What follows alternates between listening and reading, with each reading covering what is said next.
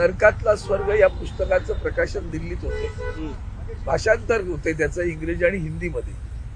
त्या कार्यक्रमाला आदरणीय उद्धवजी येणार होते आणि नेमकं त्यांचा उद्या विधान परिषदेतील कार्यकाळ सप्टेंबर सेंड ऑफ आहे, तेव्हा निरोप समारंभ आहे. त्यामुळे त्या कार्यक्रमाला ते येऊ शकणार नाही. आता ती भेट आमची राहिली म्हणून सर्व खासदार आम्ही आज त्यांना भेटायला इथं आलो. आणि वेगळे विषय आहेतच. लोकसभेमध्ये जे विषय सुरू आहेत सध्या, देशासमोर युद्धाचे ढग तर आहेतच, पण त्याच्याबरोबर गॅस टंचाई खूप वाढत चाललेली आहे. लोक रस्त्यावर उभे आहेत, महागाई वाढत चाललेली आहे, हॉटेलमधले अनेक हॉटेल्स बंद पडत आहेत. या सगळ्या परिस्थितीमध्ये आपण लोकसभेमध्ये एकसंध राहून आवाज उठवला पाहिजे. आणि त्याचबरोबर काही नवीन काय बिलं आणतायत, मग त्या बिलांच्या संदर्भात सुद्धा जसं तृतीयपंथीयांचं एक बिल येते, त्याचबरोबर महिला आरक्षणाच्या संदर्भात काही चर्चा करायचे विषय चालू आहेत. आणि म्हणून या सगळ्या विषयावर आदरणीय उद्धवजींचं मार्गदर्शन घ्यावं. त्यानिमित्तानं ते आले असते तर भेटता आलं असतं. तर ती भेट आज इथे आम्ही घडवली. अधिवेशन सुरू आहे, त्या अधिवेशनामध्ये सगळ्या खासदारांनी मजबूतीनं शिवसेनेच्या उद्धव बाळासाहेब ठाकरे पक्षाच्या खाली मजबूतीनं एकजुटीनं या सगळ्यावर आवाज उठवावा, यासाठी आज बैठक झाली. एक चर्चा अशी देखील सुरू आहे की अनेक खासदार नाराज आहेत उद्धव ठाकरेंवरती, कारण भेटही होत नाहीयेत, आपल्याला निधी देखील मिळत नाही. इकडे मला असं सांगा की ह्या सगळ्या बावड्या आपल्या माध्यमातून येत राहतात. आता सगळे खासदार पाहिलेत की नाही तुम्ही, का नाही पाहिलेत? सगळ्यांचे फोटो आता सुद्धा माझ्या बाजूला संजय पाटील आहेत, इथं संजय देशमुख आहेत, बाकीचे येऊन पुढे फ्लाईटला गेलेले आहेत. सगळे खासदार आहेत तसे आहेत, मजबूतीनं उभे आहेत. नाराजी कशासाठी असेल? फंड देत नाही हा का त्यांचा विषय नाही. ते मुख्यमंत्री नाहीत आज.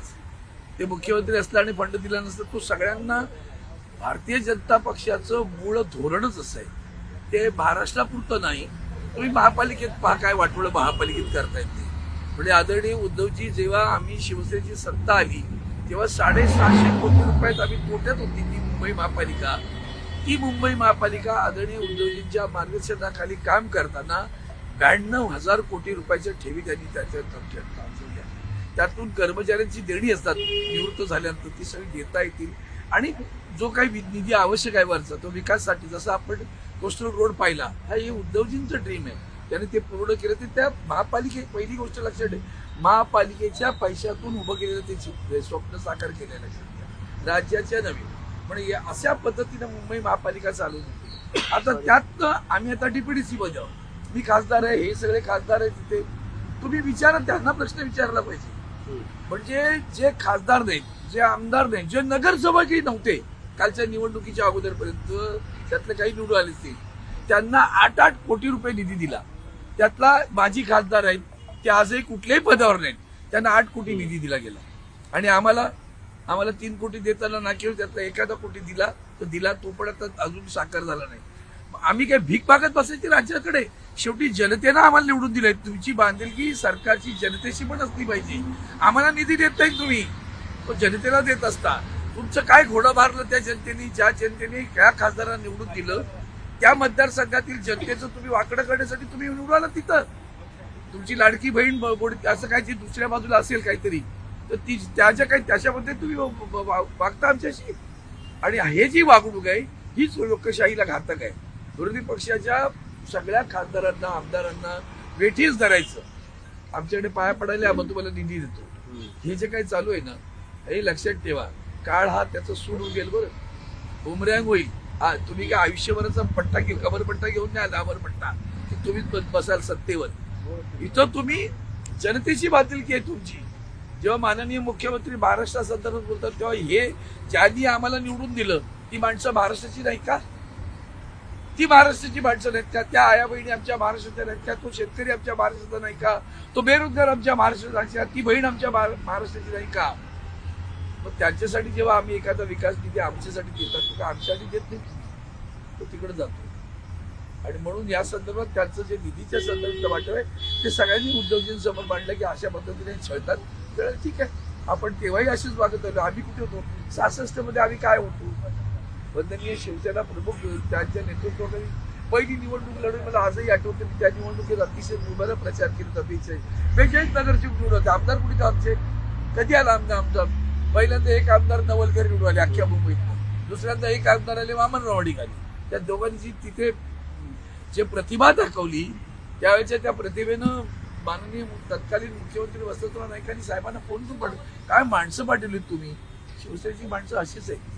आणि म्हणून ती जी माणसं आहेत ती जनतेशी बांधिलकी बघून काम करत असतात. त्यांना तुम्ही अडवून या जनतेची अधिक नाराजी उडवते हे लक्षात घेतलं पाहिजे. ऑपरेशन टायगर शिंदे गटाकडून दावा करण्यात आला आणि अनेक पक्षाचे खासदार आमच्या संपर्क असल्याने टायगर दिल्लीत जाऊन म्याव होतोय तेवढं बघून घ्या. सर आपण बघतोय राज्यामध्ये सर नेत्यांचे राजकीय नेत्यांचे फोटो समोर येत आहेत. एकनाथ महाराष्ट्राची शिंदेचा ती फोटो एफस्टीन आला, फाईल अमित झाली. शहाचा हो. फोटो सुद्धा समोर त्यांचा आला. महाराष्ट्राची एफस्टीन फाईल झाली. कलंकित केलं महाराष्ट्राला. अंधश्रद्धा कायदा आहे आपल्याकडे. भोंदू बाबांच्या पाठी लागून कुणी रेड्याला मारलं, त्याचं रक्त वाहिलं, कुणी काय काय केलं आणि सत्तेवर बसलात तुम्ही. कुणी कोल्याचे कान कापले. हे जेव्हा ऐकतो ना, असली माणसं राज्यकर्ती तुमची संविधानापेक्षाही. आणि हेच पक्षाला जय श्रीराम करत फिरत असतात बरं. त्याबरोबर रामचंद्रांनी पण असं कधी वागले नसते. तुम्ही जय श्रीराम करता का रे? हा, जय शिवराय म्हणता. महिलांवर अत्याचार केल्यानंतर छत्रपती शिवाजी महाराजांनी काय केलं होतं कळतंय का? तर तुम्ही जय शिवराय म्हणता. वंदनीय शिवसेना प्रमुखांचं नाव घेता. त्या दैवता समान आदित्य उद्धवजी ठाकरेंना तुम्ही जो त्रास दिलाय ना, ते लक्षात घ्या. त्या माणसानं या महाराष्ट्राचं बदल केलं. तुम्ही प्रत्येक जण सांगत राहता तेव्हा एक बरोबर जाणीवपूर्वक एक सांगितलं जात नाही. त्यांचा काळ हा कोविडचा काळ आहे. त्यांच्या सत्तेतला जो काही कारभाराचा काळ आहे तो शेवटी 4-5 महिन्याचा आहे. उर्वरित 2 वर्ष सगळा काळ कोविडमध्ये गेलेला आहे.